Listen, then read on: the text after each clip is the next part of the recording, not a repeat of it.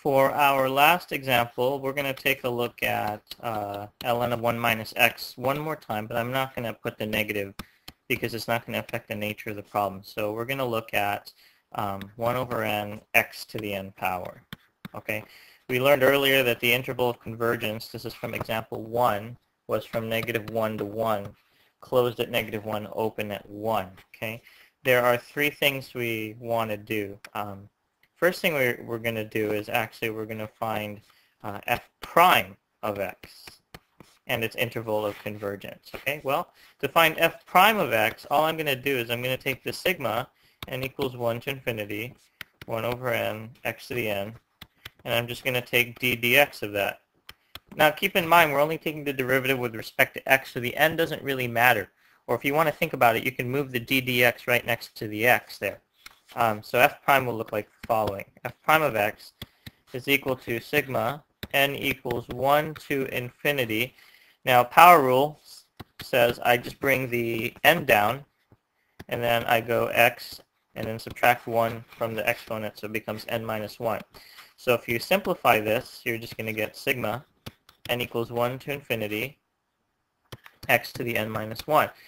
Now it seems like, oh, I got to do a lot of work to figure out interval of convergence, but what's nice is the endpoints actually stay the same for the derivative. So I just need to test -1 and 1, but the convergence and divergence might change. So if you plug in -1 for x, -1 to the n minus 1, that's a geometric series and that's divergent by geo. You could also run an alternating series test or divergence test. Okay, now if I plug in 1, you can clearly see that it's going to be -1 to the, or positive 1 to the n minus 1, which is also divergent by geo. So although the endpoints stayed the same, and you can test that yourselves, what actually happens is their convergence and divergence may change. Okay? Let's assume now that I want to find the second derivative with respect to x. So I'm just going to go d by dx, sigma, and all I'm going to do is I'm going to take the derivative of this jobby.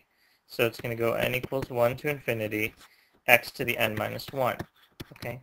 So again, keep in mind, all you're going to do is bring down the power, so n minus 1 goes down, and then you subtract 1, x to the n minus 2. Okay. Now you can see right away if you test it, but we'll just go through the work, that since there's an n there, both of these should fail, or will fail, with the divergence test. Okay, so you're going to have n minus 1, and then you got a -1 to the n minus 2. Apply alternating series or divergence test, whatever works, it'll be divergence by divergence test, and same with x equal to 1, where if you plug it in, the 1 to the n minus 2 doesn't affect anything, so it'll also diverge by divergence test. There's no set pattern, so it's not to say that it's always going to be the case where the first and second derivatives will be divergent. Okay. The last thing we want to do with this example is we actually want to integrate f of x dx. So keep in mind what f of x was. It was sigma n equals 1 to infinity, 1 over n times x to the n. And all we're going to do is integrate this. Again, the 1 over n, those are just constants. And we're just really integrating term by term because it's a sum. And so I can just pretty much put the integral sign there, really. But for the sake of just being standardized with the book, we'll keep it this way. Okay. So just to remind you of how to integrate, we'll go n equals 1 to infinity, 1 over n.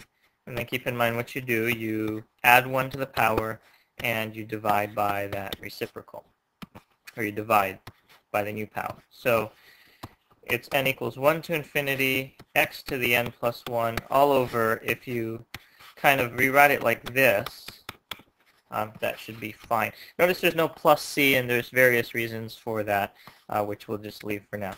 So go ahead and quickly test on your own. Pause the podcast. X equals 1, -1, and 1. You should be able to see what will happen. So I'll give you a few seconds to do that.